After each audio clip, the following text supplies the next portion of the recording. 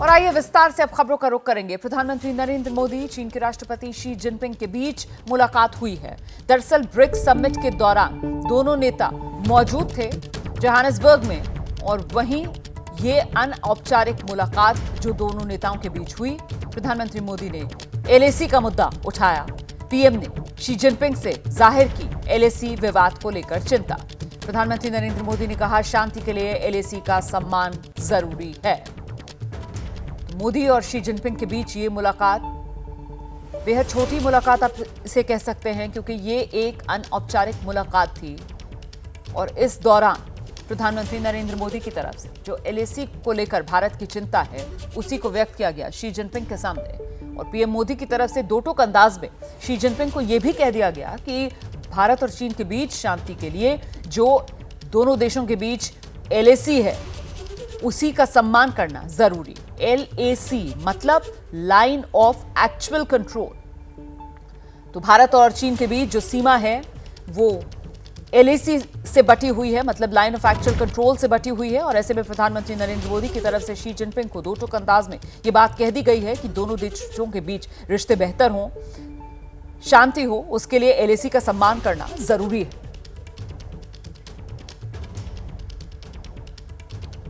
तो विदेश मंत्रालय के सूत्रों के हवाले से यह बड़ी खबर सामने आ रही है कि चीन की तरफ से द्विपक्षीय बातचीत की गुजारिश की गई थी पीएम मोदी शी जिनपिंग के बीच, लेकिन अनौपचारिक बातचीत हुई है। ये सूत्र जानकारी दे रहे हैं। ब्रिक्स समिट में लीडर्स लाउंज में दोनों नेता मिले। अनौपचारिक ये बातचीत जो हुई है, द्विपक्षीय बातचीत की गुजारिश चीन ने की थी। ये सूत्रों के हवाले से बड़ी खबर। तो दोनों नेताओं के बीच बातचीत हुई है, लेकिन अनौपचारिक बातचीत हुई है और चीन की तरफ से द्विपक्षीय बातचीत की गुजारिश की गई थी। ये जो बातचीत हुई है जिसमें सिर्फ प्रधानमंत्री नरेंद्र मोदी और शी जिनपिंग मौजूद थे, जो मिल रही है जानकारी, ब्रिक्स समिट में जो लीडर्स लाउंज था वहीं पर दोनों नेताओं के बीच अनौपचारिक मुलाकात हुई है। उसमें ही प्रधानमंत्री नरेंद्र मोदी की तरफ से चीन को संदेश साफ दे दिया गया है, एलएसी का सम्मान करना जरूरी है। ब्रिक्स समिट में प्रधानमंत्री नरेंद्र मोदी और चीन के राष्ट्रपति शी जिनपिंग के बीच अनौपचारिक मुलाकात, दोनों देशों के बीच एलएसी पर शांति बनाए रखने को लेकर बात। भारत के विदेश सचिव विनय क्वात्रा ने इस मुलाकात को लेकर जो जानकारी दी है वो सुनिए। In a conversation with President Xi Jinping of China, Prime Minister highlighted India's concerns on the unresolved issues along the LAC in the western sector of the India-China border areas. Prime Minister underlined that the maintenance of peace and tranquility in the border areas and observing and respecting the LAC are essential for the normalization of the India-China relationship. In this regard, the two leaders agreed to direct their relevant officials to intensify efforts at expeditious disengagement and de-escalation. सीधे रुक करते हैं। हमारे साथ हमारे defence editor Ashish Singh जुड़ रहे हैं, सहयोगी, और साथ ही आपको बता दें दो खास मेहमान भी इस वक्त हमारे साथ मौजूद हैं। आप देख सकते हैं रिटायर्ड मेजर जनरल अश्विनी सिवात साहब डिफेंस एक्सपर्ट हैं, retired major general K Sinha साहब डिफेंस एक्सपर्ट हैं, हमारे साथ मौजूद हैं। बहुत स्वागत आप सभी का। सबसे पहले मैं आशीष आपके पास आ रही हूँ, एग्जैक्टली क्या जानकारी मिली है? जो सूत्र बता रहे हैं कि चीन की तरफ से बाकायदा द्विपक्षीय बातचीत हो दोनों नेताओं के बीच, इसकी गुजारिश की गई थी, लेकिन ये जो बातचीत है ये बहुत ही संक्षेप में और अनौपचारिक अंदाज में दोनों नेताओं की मुलाकात ही इसे कहा जाएगा। दो खबरें हैं रोमाना। सबसे पहले तो एक बड़ी खबर जो एमईए के सूत्रों से हमें मिली है कुछ घंटे पहले ही, कि चीन की तरफ से औपचारिक तौर से एक रिक्वेस्ट की गई थी कि द्विपक्षीय वार्ता हो प्रधानमंत्री मोदी और शी जिनपिंग के बीच में ब्रिक्स समिट के साइडलाइन में जोहानिसबर्ग में, यानी कि पेंडिंग रिक्वेस्ट को इंडियन साइड ने अप्रूव नहीं किया, इंडियन साइड ने समय नहीं दिया। ये एक बहुत बड़ी बात है और एक बहुत बड़ा मैसेज है ये चीन के लिए कि भले ही हम G20 होस्ट कर रहे हैं, भले ही शी जिनपिंग दिल्ली आने की तैयारी होगी, लेकिन जब तक बॉर्डर को इशू को लेकर, एलएसी को लेकर रुख साफ नहीं कर दिया जाता, एक्शन में नहीं दिखता, तब तक द्विपक्षीय वार्ता को लेकर बहुत भारत उत्साहित नहीं है चीन को लेकर। दूसरी बात है, क्योंकि एक फॉर्मल रिक्वेस्ट की गई थी और एक द्विपक्षीय वार्ता को लेकर वो नहीं अप्रूव की गई भारत की तरफ से और समय नहीं दिया गया प्रधानमंत्री मोदी द्वारा, लेकिन जब सारे लीडर्स ब्रिक्स के, क्योंकि मल्टीलैटरल फोरम है, केवल 2 लीडर्स नहीं है, काफ़ी लीडर्स हैं वहाँ पर, और वहाँ पर लाउंज में जहाँ पर सारे लीडर्स बैठे हुए थे, एक अनौपचारिक तौर पर बातचीत हुई जो कि सभी लीडर्स के साथ में होती है, और वहाँ पर ये रुख साफ कर दिया गया कि कहाँ पर क्या कुछ LAC को लेकर, विशेष तौर पर से देप्सांग और देमचुक को लेकर भारत चाहता है कि सबसे पहले वहाँ पर से सेनाएं पीछे हटे चीन की, जो कि 3 साल पहले की स्थिति थी। तो मैसेज भी कन्वे कर दिया गया, और साथ ही साथ जो एक औपचारिक द्विपक्षीय वार्ता होती है वो नहीं की गई। इसका एक पैटर्न भी आपको देखने मिलेगा, ये केवल पहली बार ब्रिक्स में नहीं हो रहा है। मैं बाली में मौजूद था इंडोनेशिया में लास्ट G20 में, वहां पर भी इस तरह की एक इंटरेक्शन दिखाई दी थी, लेकिन औपचारिक बातचीत नहीं हुई थी। ठीक है आशीष, मैं दोबारा आपके पास आऊंगी और मैं खास मेहमानों का रुख करूं उससे पहले देखिए, प्रधानमंत्री नरेंद्र मोदी और शी जिनपिंग के बीच जो बातचीत हुई है, डिसएंगेजमेंट को लेकर बातचीत हुई है, और इस पर कांग्रेस पार्टी की तरफ से सवाल उठाए जा रहे हैं। कांग्रेस सांसद है मनीष तिवारी, कह रहे हैं किसकी शर्त पर डिसएंगेजमेंट की बात हो रही है, 2020 से पहले के हालात बने, इस पर बात क्यों नहीं हो रही।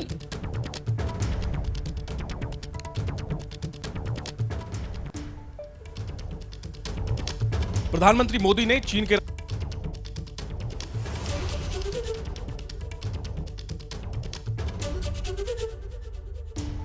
राष्ट्रपति शी जिनपिंग को 2 टूक कह दिया कि LAC का सम्मान करना होगा, लेकिन कांग्रेस ने सवाल उठाए हैं कि आखिर किन शर्तों पर डिसएंगेजमेंट होने जा रहा है। मेरे साथ मनीष तिवारी हैं, कांग्रेस के वरिष्ठ नेता, जिन्होंने सवाल उठाए हैं। आपने जो सवाल उठाए हैं, सवाल यह है मेरा आपसे कि अविश्वास क्यों है आपको? देखिए, अप्रैल 2020 से लेके आज 38 महीने हो गए, और चीन की जो घुसपैठ है भारत की सरजमी में, वो उसी तरह से बरकरार है। और इन 38 महीनों में इस घुसपैठ को लेके सरकार ने एक भी जवाब मुल्क को नहीं दिया। अविश्वास प्रस्ताव के दौरान मैंने विस्तार पूर्वक अपना पूरा भाषण चीन के ऊपर दिया। प्रधानमंत्री ने जब जवाब दिया तो एक भी बात का उत्तर उन्होंने नहीं दिया, ये आपके सामने है। दूसरा बुनियादी सवाल ये है कि डिसएंगेजमेंट किन शर्तों पर? क्या जो नियंत्रण रेखा थी अप्रैल 2020 से पहले, उसका सम्मान किया जाएगा कि नहीं? क्या जो चाइना की क्लेम लाइन है, 1959 की जो उनकी क्लेम लाइन है, उसके अनुसार ये डिसएंगेजमेंट हो रहा है? जो बफर जोन बन रहे हैं, क्या वो बफर जोन भारत की जो नियंत्रण रेखा की परसेप्शन है उसमें बन रहे हैं? वो जो SSP लद्दाख ने लिखित में कहा है कि 65 में से जो 26 पेट्रोलिंग पॉइंट हैं लद्दाख में, वहाँ पे भारत की सेना पहुँच नहीं पा रही है, ये बुनियादी सवाल हैं। राष्ट्रपति शी जिनपिंग G20 के लिए भारत आएंगे, इससे पहले ऐसे मुल्क जिसने भारत की सरजमी के ऊपर बगैर किसी वजह के कब्जा करने की कोशिश की है, सरकार को ये जवाब मुल्क को देने चाहिए उनकी मेहमान नवाजी करने से पहले। आपको लगता है सर कि जिनपिंग भारत भी आने वाले हैं G20 के लिए, तो उस दौरान भी स्टेटस को लेकर के बात होनी चाहिए? देखिए, ऐसा है कि शी जिनपिंग जब 2014 में भारत आए थे और जब उनको अहमदाबाद में झूला झुलवाया जा रहा था, उसी समय चुमर का ट्रांसग्रेशन हुआ था। चुमर में चीनी सेना भारत की सरजमी में घुसी थी। तो इसलिए ये बहुत ही संवेदनशील सवाल है। सवाल ये नहीं है डिसएंगेजमेंट, सवाल ये है डिसएंगेजमेंट कैसे और किन शर्तों पर और किसकी शर्तों पर। तो कांग्रेस नेता को आप सुन रहे थे, जिनकी तरफ से सवाल ये पूछा जा रहा है कि साहब ये डिसएंगेजमेंट जो है वो किस शर्त पर और किनकी शर्तों पर किया जा रहा है, इसका जवाब खुलकर सामने आना चाहिए देश के। लेकिन वहीं दूसरी तरफ जिस तरीके से प्रधानमंत्री नरेंद्र मोदी की मुलाकात शी जिनपिंग के साथ हुई है, और ये बताती चलूं क्योंकि ये अंडरलाइन करना बहुत जरूरी है कि गुजारिश चीन की तरफ से द्विपक्षीय वार्ता की गई थी। भारत ने उसको एंटरटेन नहीं किया। अनौपचारिक बातचीत दोनों नेताओं के बीच हुई है। वहां ब्रिक्स समिट में जो लीडर्स लाउंज था वहां पर इसके मायने क्या हैं, इससे क्या मैसेजिंग भारत की तरफ से की गई है, इसी पर आगे जानकारी लेंगे। खास मेहमान retired major general Ashwini Srivastava, retired major general K Sinha sir हमारे साथ मौजूद है। प्रधानमंत्री नरेंद्र मोदी और शी जिनपिंग की मुलाकात की खबर को लेकर चर्चा आगे करेंगे, लेकिन उससे पहले जरा एक वीडियो आपको दिखाती हूं मैं। ये वीडियो इसरो की तरफ से जारी किया गया है। ये चंद्रयान 3 का नया वीडियो है जो इसरो ने जारी किया है। और ये जो वीडियो है इसमें लैंडर से रोवर बाहर आता हुआ नजर आ रहा है। ये देख रहे हैं आप, देखिए ये रोवर का पहला कदम जब चांद की सतह पर पड़ा है उसी की यह तस्वीर है। रोवर भी नजर आ रहा है, रोवर की परछाई भी नजर आ रही है। जरा गौर से देखिए किस तरीके से ये रोवर, वो जो रैंप विक्रम लैंडर का खुला उससे बाहर निकला और साथ ही साथ दूसरी तरफ परछाई से भी पड़ते हुए आप देख रहे हैं, जिससे अंदाजा लगा सकते हैं कि चंद्रमा पर यह दिन का समय है। और ये पहले कदम रोवर के चांद की सतह पर। तो प्रज्ञान जब विक्रम लैंडर से बाहर निकला, चांद की सतह को जब उसने पहली बार छुआ, उन्हीं पलों को कैद करता ये वीडियो है।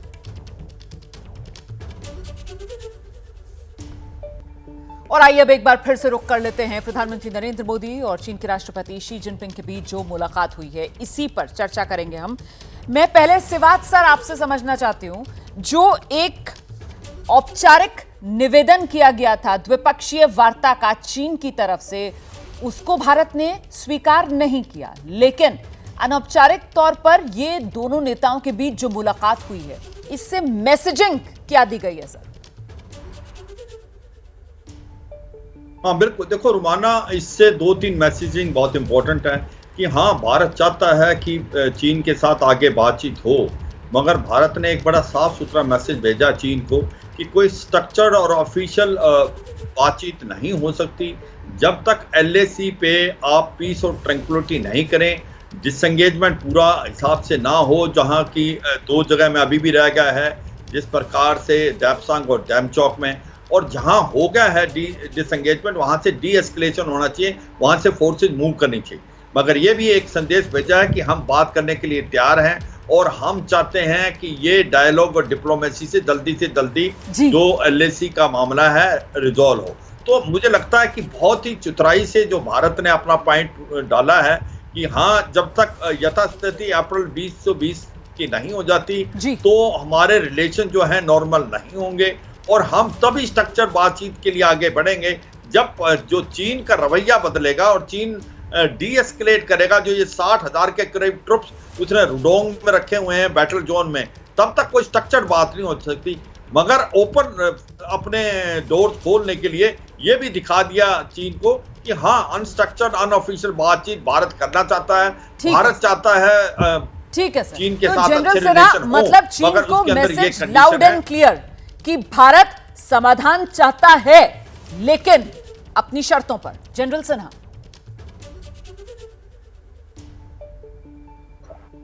जय हिंद रोमाना। देखिए, जिस तरह से हम चांद के ऊपर में जाकर के लैंड करके फतेह पाई है, मेरा ये मानना है ये ब्रेक थ्रू नहीं है, एक बहुत बड़ा हम भारत की जीत है, क्योंकि हम जो पॉलिसी चाइना के साथ लेके चल रहे थे और उस वेरी लाउड एंड क्लियर है, और प्रधानमंत्री अभी जो ऑफिशियल बयान है उसमें खुल के आता है।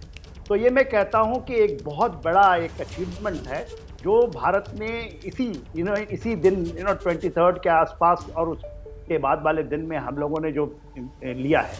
देखिए बात क्या है रोमाना जी, इसको आप समझिए। हमने कहा कि बॉर्डर विल डिसाइड कि हमारा और चाइना के साथ बायलैटरल रिलेशंस क्या होगा। यदि बॉर्डर पे शांति नहीं है तो हमसे आपसे कोई एकदम क्लियर है, उनके डिप्लोमेटिक मैसेजिंग है, पॉलिटिकल मैसेजिंग है, मिलिट्री मैसेजिंग है, 3 मैसेजिंग में वेरी क्लियर। अभी बात देखिए जो ऑफिशियली बताया गया, जो विदेश सचिव बता रहे हैं, उन्होंने कहा कि वेस्टर्न हमारे जो हिमालय में जो वेस्टर्न लद्दाख है, जो ईस्टर्न लद्दाख है, जो वेस्टर्न सेक्टर के अंदर में, उसके ऊपर में LAC के ऊपर में बातचीत हुई। पहला बात उन्होंने बताया, उन्होंने कहा प्रधानमंत्री ने वेरी क्लियर कट 2 चीज बताई, peace and tranquillity on border absolutely sir, इसीलिए मैंने कहा कि मैसेज भारत की तरफ से लाउड एंड क्लियर जो चीन को दे दिया गया है, आप एलएसी का सम्मान करें, एलएसी पर शांति स्थापित हो, उसी के बाद किसी तरीके की आगे औपचारिक तौर पर बातचीत दोनों देशों के बीच हो सकती है।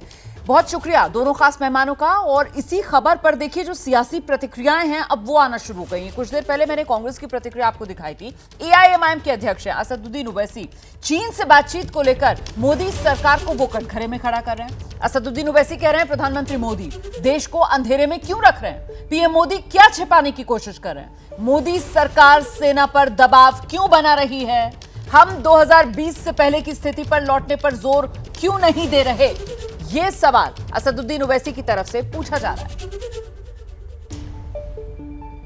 और आइए सीधे आपको लेकर चलते हैं कारगिल। राहुल गांधी कांग्रेस सांसद, उनका संबोधन वहां पर चल रहा है, सुनते हैं।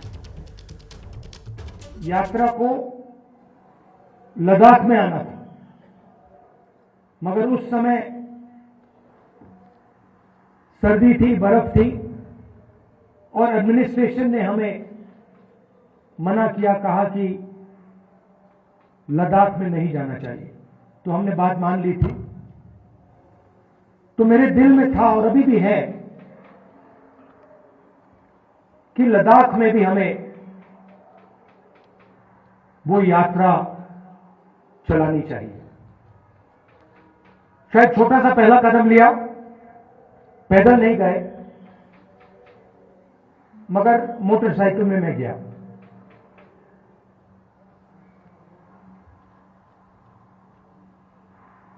और लद्दाख के कोने कोने में मैं गया, लोगों से बात की, गरीब लोगों से, माताओं बहनों से, युवाओं से, और जो आपके दिल में है उसको समझने की कोशिश की। दूसरे नेता हैं, वो अपनी मन की बात करते हैं। मैंने सोचा मैं आपकी मन की बात सुनूं।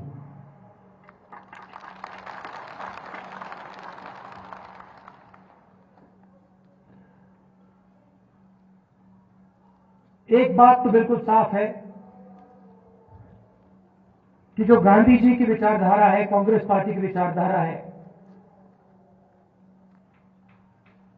वो लद्दाख के खून में और डीएनए में है। और मैं सिर्फ नहीं बोल रहा हूं आपको, ये मत समझिए कि मैं आपको भाषण में बात बोल रहा हूं। मोटरसाइकिल में मैंने पूरे लद्दाख का चक्कर काटा है और रास्ते में देश भर से हमारे लोग लेबर का काम करते हैं। बिहार से, राजस्थान से, उत्तर प्रदेश से, झारखंड से, छत्तीसगढ़ से, अलग अलग स्टेट से यहां लोग सड़क बनाने, लेबर का काम करते हैं। और मैंने जानबूझ के इनसे सवाल पूछा। मैंने तो पूछा, देखिए आप यहां सर्दी में काम कर रहे हो, यूपी से आए हो, बिहार से आए हो, वहां पे इतनी सर्दी नहीं पड़ती, यहां पे -10-20 हो जाता है, आपको लद्दाख के लोग कैसे लगते हैं?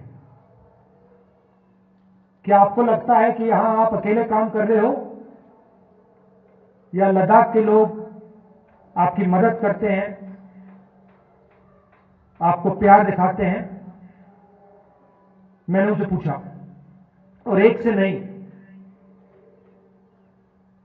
अनेक लेबरर्स से मैंने पूछा और सारे के सारे लेबरर्स ने मुझे बताया कि हम अपने घर से हजारों किलोमीटर दूर हैं, हमारा परिवार यूपी में है, बिहार में है, मगर लद्दाख में हमें ऐसा लगता है कि हमारा दूसरा घर है।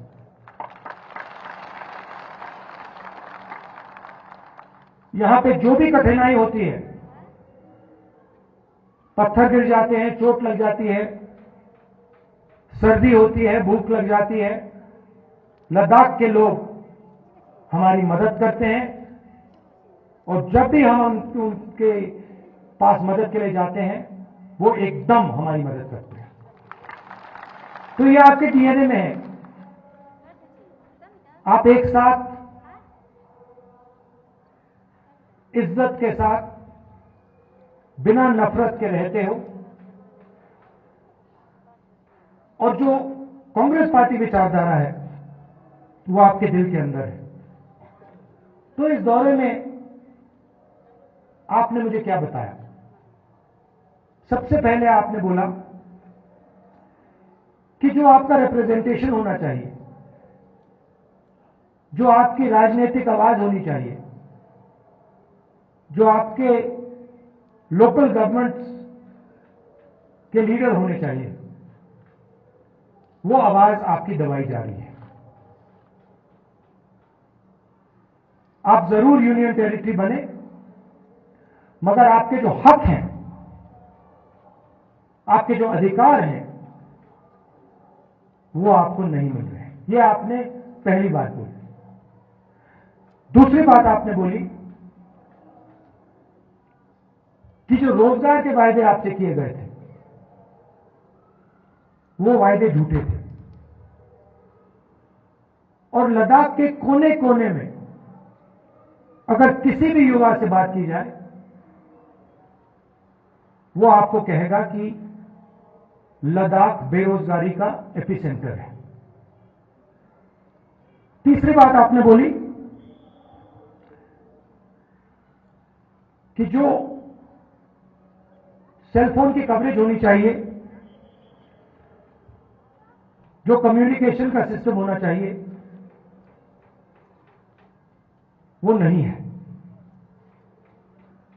यहां शायद आपने लोकल एयरपोर्ट की भी बात की कि यहां पे आपका एयरपोर्ट है मगर हवाई जहाज नहीं आता है।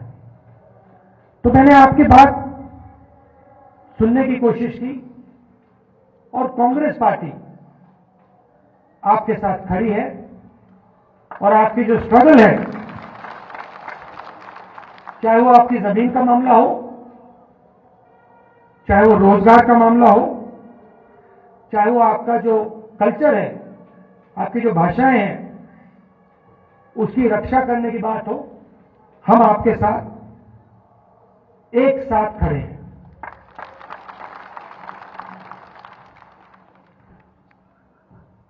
यहां पे सब लोग जानते हैं कि बहुत सारे नेचुरल रिसोर्सेज हैं। 21वीं सदी में सोलर एनर्जी की बात की जाती है और लद्दाख में सोलर एनर्जी की कोई कमी नहीं है। बीजेपी के लोग ये जानते हैं, समझते हैं कि अगर आपको रिप्रेजेंटेशन दिया जाए तो फिर वो आपसे आपकी जमीन नहीं छीन पाएंगे। मामला जमीन का है और बीजेपी के लोग जो आपकी जमीन है आपसे लेना चाहते हैं। अदानी जी के बड़े बड़े प्रोजेक्ट यहां लगाना चाहते हैं और उन प्रोजेक्ट्स का फायदा आपको नहीं दिलवाना चाहते हैं। हम ये कभी होने नहीं देंगे।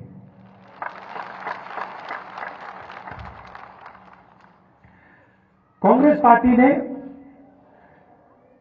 जो ले की एपेक्स बॉडी है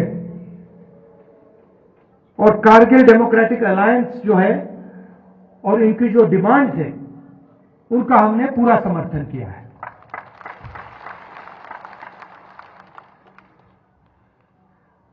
आखिरी बात मैं आपसे कहना चाहता हूं, लद्दाख एक स्ट्रेटेजिक जगह है और यहां आने पर, खासतौर से जब मैं पैंगोंग लेक में था, तो एक बात बिल्कुल साफ है कि चाइना ने हिंदुस्तान की जमीन ली है। हजारों किलोमीटर जमीन हिंदुस्तान की चाइना ने हमसे छीनी है। और दुख की बात है कि हिंदुस्तान के प्रधानमंत्री ने ऑपोजिशन की मीटिंग में कहा कि हिंदुस्तान का 1 इंच किसी ने नहीं लिया है। यह सरासर झूठ है।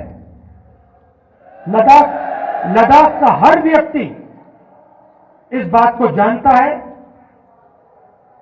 कि लद्दाख की जमीन चाइना ने हिंदुस्तान से ली है और प्रधानमंत्री जी सच नहीं बोल रहे हैं। और आपका जो रोल रहा है, खासतौर से कारगिल का रोल रहा है, उसके बारे में भी मैं कहना चाहता हूं। जब भी हिंदुस्तान को आपकी जरूरत पड़ी है, जब भी बॉर्डर पे युद्ध हुआ है, तो कारगिल के लोग एक आवाज के साथ हिंदुस्तान के साथ खड़े हुए हैं। यह आपकी हिस्ट्री है। यह आपने एक बार नहीं, अनेक बार देश को दिखाया है। तो मैं इसके लिए आपको दिल से धन्यवाद करना चाहता हूं और आपको आश्वासन देना चाहता हूं कि इस देश में बहुत सारे धर्म के लोग हैं, अलग अलग जात के लोग हैं, अलग अलग भाषाएं बोलते हैं लोग। हमारे लिए सब लोग एक हैं और इस देश में सब लोगों को इज्जत से, मोहब्बत से रहना चाहिए। आप यहां आए, आपने अपना कीमती समय मुझे दिया, इसके लिए मैं आपको दिल से धन्यवाद कहना चाहता हूं। और अंत में कहना चाहता हूं कि अब मैं लद्दाख के चारों ओर घुमा हूं और शायद ये हिंदुस्तान की सबसे सुंदर जगह है। और यहां के लोग दिल से बात करते हैं, प्यार से बात करते हैं। इसके लिए आप सबको बहुत बहुत धन्यवाद। नमस्कार, जय हिंद, सलाम। तो करगिल से राहुल गांधी का देश की सरकार और प्रधानमंत्री नरेंद्र मोदी पर जोरदार हमला। राहुल गांधी की तरफ से कहा गया, यहां लद्दाख के लोग जानते हैं कि चीन ने हिंदुस्तान की हजारों किलोमीटर जमीन जिस पर कब्जा जमाया, और देश के प्रधानमंत्री कहते हैं किसी ने 1 इंच जमीन नहीं ली। दुख की बात है, प्रधानमंत्री सच नहीं बोलते, ये सरकार झूठ बोलती है। मैं लद्दाख आया हूं यहां के लोगों के मन की बात सुनने, आपके मन की बात जानने, जबकि नेता आज के दौर में अपने मन की बात करते हैं। तो प्रधानमंत्री नरेंद्र मोदी पर राहुल गांधी का यह जोरदार प्रहार करगिल से। खबर दिखाती हूं आपको, पंजाब के अमृतसर से सामने आई है। अमृतसर से दरअसल एक वीडियो जो वायरल हो रहा है, और इस वीडियो में पंजाब पुलिस के कर्मी नजर आ रहे हैं और किस अंदाज में नजर आ रहे हैं, अपराधियों के साथ ठुमके लगाते हुए दिख रहे हैं। आरोप यह है कि सट्टेबाजी के आरोपी नाम कमल बोरी, उसी के साथ पुलिस वाले पार्टी कर रहे हैं, और पार्टी में जो वर्दीधारी हैं वो बाकायदा अपराधियों के साथ ठुमके लगाते हुए नजर आ रही हैं। अब ये वीडियो वायरल हो रहा है, और इस वीडियो के वायरल होने के बाद जाहिर सी बात है पंजाब पुलिस को शर्मिंदगी का सामना करना पड़ रहा है। लोग सवाल पूछ रहे हैं, ये कैसी पुलिस है जो अपराधियों के साथ ठुमके लगाती? तस्वीर देख रहे हैं आप, अमृतसर का यह वीडियो बताया जा रहा है। यह वीडियो जमकर सोशल मीडिया पर वायरल हो रहा है। वीडियो में पंजाब के पुलिसकर्मी नजर आ रहे हैं अपराधियों के साथ नाचते हुए, झूमते हुए, ठुमके लगाते हुए, पार्टी करते हुए।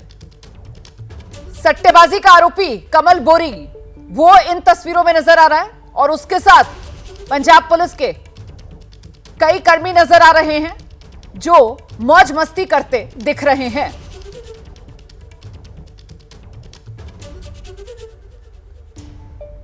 तो कमल बोरी के साथ पुलिस वालों की यह पार्टी, अमृतसर में अपराधी के साथ पुलिस का यह डिस्को, इसी को लेकर सवाल बड़ा है। जब पुलिस वाले यूं अपराधियों के साथ डिस्को करेंगे, आरोपियों के साथ ठुमके लगाएंगे, तो फिर प्रदेश की कानून व्यवस्था को लेकर सवाल तो पूछा जाएगा ना। आखिरकार इन पुलिसकर्मियों पर एक्शन क्या होगा, अब इसी बात को लेकर इंतजार किया जा रहा है। कटघरे में इस वक्त राज्य सरकार, क्योंकि जाहिर सी बात है कानून व्यवस्था का जिम्मा और जो राज्य पुलिस है वो राज्य सरकार के अंडर ही आती है। हम सीधे आपको लेकर चलते हैं, हमारे साथ हमारे सहयोगी असीम बसी इस वक्त मौजूद हैं। असीम, ये कौन कौन से पुलिस वाले नजर आ रहे हैं यहाँ पर? रमाना, आपको बता दूं कि ये कमल बोरी है जो कि एंटी सोशल एलिमेंट भी है, सट्टेबाजी का काम करता है, लेकिन इंपॉर्टेंट ये है कि एक पार्टी है जहाँ पे इकट्ठे नजर आ रहे हैं। 2 डीएसपी रैंक के अधिकारी हैं, एक डीएसपी संजीव शर्मा है जो कि डीएसपी अजनाला में है, और एक डीएसपी परवेश चोपड़ा है जो डीएसपी इस वक्त अटारी में लगे हुए हैं, अमृतसर रूरल में पोस्टेड हैं। बाकी 3 इंस्पेक्टर भी हैं, गगनदीप एक इंस्पेक्टर है, 2 इंस्पेक्टर और हैं वो अमृतसर सिटी पुलिस के। तो अमृतसर सिटी पुलिस और अमृतसर रूरल पुलिस के 2 डीएसपी हैं और अमृतसर सिटी पुलिस के 3 जो हैं वो पुलिस इंस्पेक्टर हैं जो इस पार्टी में नजर आ रहे हैं एक एंटी सोशल एलिमेंट के साथ। ये पार्टी इसने होस्ट की वो भी मैटर ऑफ इन्वेस्टिगेशन है, लेकिन ये 2-3 दिन पुरानी बात कही जा रही है जो अब वीडियो इमर्ज हुआ। ये बहुत बड़ी एम्बैरेसमेंट है स्टेट पुलिस के लिए कि जो कि बिल्कुल ये शर्मिंदगी का सबब है कि इस तरीके से एक आरोपी के साथ पुलिस वाले जो हैं वो ठुमके लगाते हुए नजर आ रहे हैं। एक सट्टेबाजी का अपराधी है, उसके साथ पुलिस वाले मस्ती करते हुए पार्टी करते नजर आ रहे हैं। और देखिए किस तरीके से डीएसपी रैंक के अधिकारी बताए जा रहे हैं, पुलिस इंस्पेक्टर्स बताए जा रहे हैं जो यहां पर मौजूद हैं, सादे कपड़ों में हैं, इस वजह से अभी हम पहचान नहीं कर पा रहे हैं। लेकिन असीम बसी हमारे सहयोगी जो यहां पर मौजूद हैं वो बता रहे हैं कि किस तरीके से ये वीडियो सोशल मीडिया पर वायरल होने के बाद अब सरकार को सवालों का सामना करना पड़ रहा है। उससे बचने के लिए एक्शन की क्या तैयारी है असीम? अमृतसर सिटी पुलिस तो अभी हडल में चली गई है, अभी बात नहीं कर रहे हैं, लेकिन हमने जो यहाँ पे डीसीपी लॉ एंड ऑर्डर हैं परमिंदर पंडाल, उनसे कॉन्टेक्ट किया था और उन्होंने बोला था कि मैं लगभग 1-1:30 बजे इस पूरे इशू पे बात करेंगे और डेफिनेटली कोई रणनीति बन रही है। और मुझे लग रहा है कि जिस तरह ये सोशल मीडिया पे आई है कि किस तरह पुलिस इंस्पेक्टर और डीएसपी लगे हुए हैं एक पार्टी में एंटी सोशल एलिमेंट के साथ, कोई ना कोई एक्शन जरूर लेगी अमृतसर सिटी पुलिस। बहुत शुक्रिया असीम बसी इस तमाम जानकारी के लिए। कोई और अपडेट होगा तो दोबारा आपके पास आएंगे। तो ये anti social element Punjab Amritsar police उसके साथ ठुमके लगाती हुई नजर आ रही है। वीडियो जब वायरल हुआ है उसके बाद अब शर्मिंदगी पंजाब पुलिस के लिए। पत्रकारिता कोई इमोशन नहीं है, ना अपना कोई ज्ञान देना है और ना कोई विचार थोपना है। पत्रकारिता क्या है? पत्रकारिता का मतलब है सही जानकारी इकट्ठा करना और तथ्य बताना। पत्रकारिता आज जितने महत्वपूर्ण दौर में है शायद पहले नहीं थी। इस दौर से निकलने के लिए सिर्फ सच दिखाने की जरूरत है, वो सच जो आपके हित को आगे रखे। इसलिए अब रात 9 बजे प्राइम टाइम नहीं होगा, ये आपका टाइम है। जगविंदर पटियाल के साथ देखिए पब्लिक इंटरेस्ट सोमवार से शुक्रवार रात 9 बजे सिर्फ एबीपी न्यूज पर। एबीपी न्यूज आपको रखे आगे।